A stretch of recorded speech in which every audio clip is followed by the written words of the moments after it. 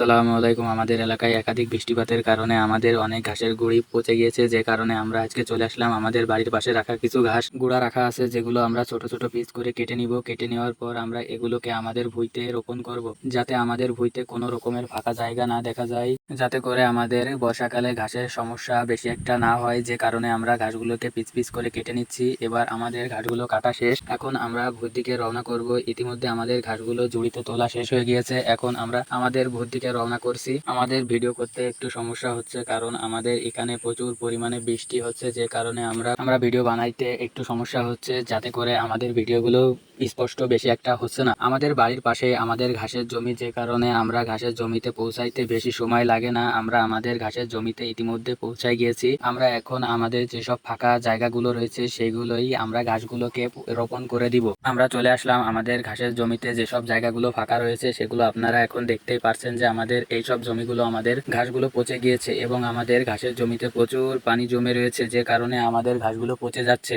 ঘাসগুলো পচে গিয়েছে এবং আমাদের ঘাসের জমিতে প্রচুর পানি জমে রয়েছে, যে কারণে আমাদের ঘাসগুলো পচে যাচ্ছে। আমরা এই ঘাসগুলো লাগাই দিতে পারছি। ইনশাল্লাহ আমরা ঘাসগুলো লাগানো শুরু করছি। ইতিমধ্যে আমরা আমাদের ঘাসগুলোকে বলে করে যে জায়গাগুলো লাগাবো সেই জায়গায় নিয়ে যাচ্ছি। ইতিমধ্যে আমরা ঘাস লাগানো শুরু করে দিব।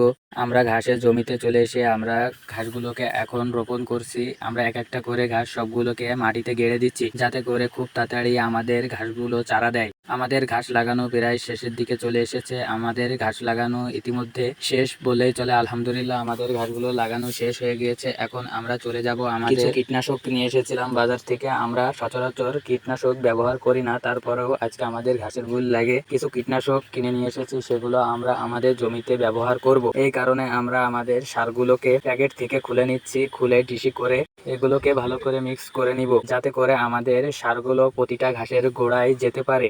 ইনশাল্লাহ আমাদের ভুঁইতে ভালো পরিমাণে ঘাস হবে, যে আশায় আমরা ঘাসের ভুঁইতে কিছু কীটনাশক ব্যবহার করছি দিতে পারি। আমরা কীটনাশক প্রায় অর্ধেক ভুঁইতে দেওয়া শেষ। এখন আমরা খুব দ্রুত কাজ করছি, যে যাতে করে আমাদের বৃষ্টি আসার আগেই আমরা আমাদের কাজ শেষ করতে পারি। আমাদের আকাশে প্রচুর পরিমাণে কালো মেঘ জমেছে, যখন তখন বড় ধরনের বৃষ্টি হতে পারে। আমাদের বাড়িতে কিছু গরু রয়েছে, সেগুলোর লাগে আমরা কিছু ঘাস কেটে নিচ্ছি। ইতিমধ্যে আমরা আমাদের বাড়িতে চলে এসেছি। এখন আমরা এই ঘাসগুলো ছোট ছোট পিস করে কেটে নিব। কেটে খ্যাড় এবং ঘাস একসাথে মিক্স করে আমাদের গরুকে খেতে দিব। আমাদের ঘাস কাটা শেষ। আমরা এই ঘাসগুলো নিয়ে এখন আমাদের বাড়ির দিকে রওনা করব। নিয়ে এগুলোকে আমরা এখন গরুকে খেতে দিব। আমাদের আলহামদুলিল্লাহ আমরা ঘাসগুলো নিয়ে বাড়িতে চলে এসেছি। এখন আমরা যেহেতু আমাদের বাসায় অনেক পরিমাণে কেদা জমেছে, যে কারণে আমরা একটি চট বিছিয়ে ঘাস এবং খ্যাড়কে ছোট ছোট টুকরো করে নিচ্ছি।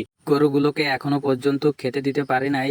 বেশি পরিমাণ বৃষ্টির কারণে আমরা ঘাস এবং খ্যাড় কাটতে পারি নাই, সেই কারণে আমরা এখনো পর্যন্ত আমাদের গরুকে সকালের খাবার দিই নাই। সেই কারণে আমরা তাড়াতাড়ি করে ঘাস এবং খ্যাড়গুলো কেটে নিলাম, যাতে আমাদের গরুগুলোকে খুব দ্রুত খাবার দেওয়া যায়।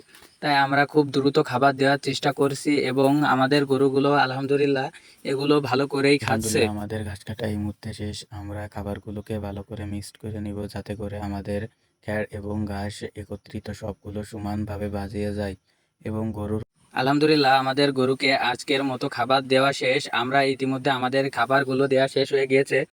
আলহামদুলিল্লাহ আমাদের ইতিমধ্যে খাবার দেওয়া শেষ। আপনারা সবাই ভালো থাকবেন। আসসালামু আলাইকুম।